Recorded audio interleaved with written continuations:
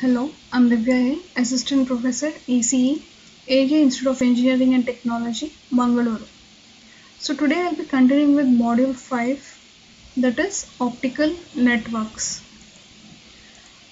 So in this video lecture, I will be explaining about optical network deployment, long-haul networks, metropolitan area networks.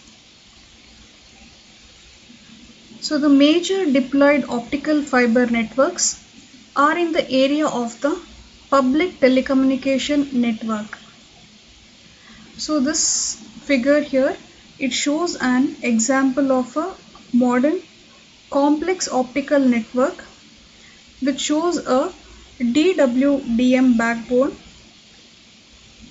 incorporating add drop channels together with the core ring feeding both the metropolitan area and the access network.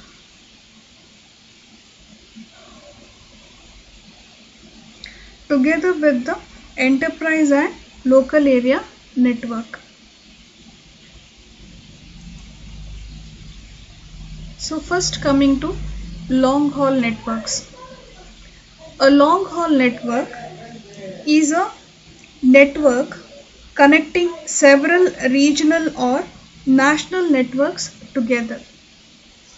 So these networks are also called as core or backbone networks. So a long haul optical network, it comprises a point to point DWDM links with the optical regenerators at the endpoints with the erbium doped fiber amplifiers placed between the end terminals. So an optical 3R regenerator is used at 600 km intervals to reduce overall signal degradation on the link. So in order to achieve improved connectivity, these point-to-point DWDM links can be interconnected in a mesh topology. So using this network structure, it is possible to interconnect optical networking nodes situated in different cities around the globe. So the long haul optical fiber networks are classified as long haul, extended long haul, ultra long haul. So the ranges of the transmission distances for these designations are long haul optical fiber networks from 600 to 1000 km, extended long haul from 1000 to 2000 km, and ultra long haul from 2000 to 4000 km. So the majority of existing long haul DWDM networks, they operate at channel rates of either 2.5 gigabits per second over 64 or more channels and 10 gigabits per second with up to 40 wavelength channel. So in future, this will be 40 to 160 bits per second per channel with more than 100 wavelength channels.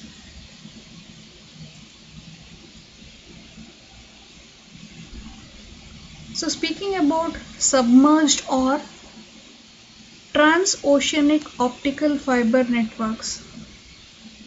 So this network, they cover very long distances, that is between the continents, in the range of 3000 to 10,000 km range So where most of the optical fiber cable lies in deep sea water.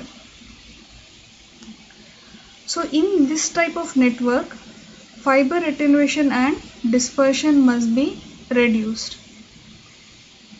So submerged networks, they primarily use repeaters. So these repeaters, they re-amplify the signals.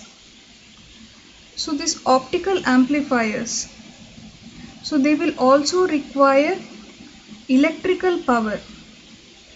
So this electrical power is fed to them through insulated copper cables that run down the length of the fiber cable.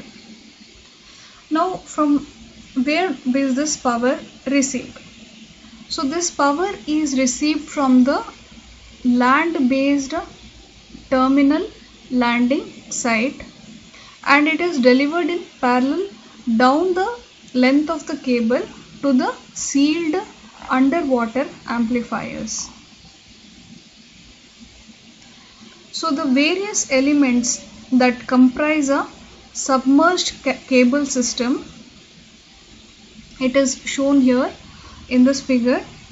So this system, it basically consists of two sections, that is two sections with dry and wet plant residing on the dry land, that is landing section, and in sea water, that is the submerged section. So the landing station, this consists of the terminal equipment that interconnects the optical signal from the submerged cable and passes it on to a terrestrial system. The underwater cable, it includes repeaters, gain equalizers and branching elements in order to facilitate access to other landing station. So next, coming to metropolitan area networks. So metropolitan area network, they provide interconnectivity between the access network and users, that is business or residential customers with long haul networks. So specific requirements of metropolitan networks are, they must be fast, scalable, modular and also reconfigurable. It should also be cost effective in terms of both operation and maintenance. So to achieve these features, optical MANs are structured as ring topologies. So here we can see the structure for a metropolitan area network. So two metro ring networks interconnected by a digital cross connect. So this acts as a hub node between these two networks. So ring 1, it constitutes a metro network providing the means of interconnection to the long haul and the other metro rings, that is ring 2. While ring 2, it interconnects metro networking nodes with several access or enterprise networks. So for this reason, MANs or the metropolitan area networks tend to be divided into two segments, namely the central ring with neighboring ring interconnecting the access networks with the central ring. Since the central ring connects to the long haul network, it is referred to as core ring, while the neighboring rings are called access rings or collector rings, since they collect the traffic and forward it to DXC, which interconnects the two rings.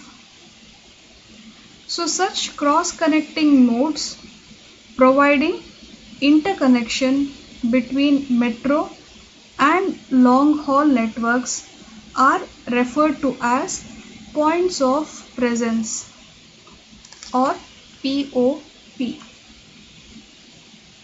So since optical metro networks always provide the interconnectivity between long haul and access networks, their infrastructure employs a number of technologies which are layered upon each other. So these technologies include SDH SONET, DWDM, MPLS and Ethernet. So the most common and currently the lowest cost metro network solution is the SDH SONET based ring network. Thank you.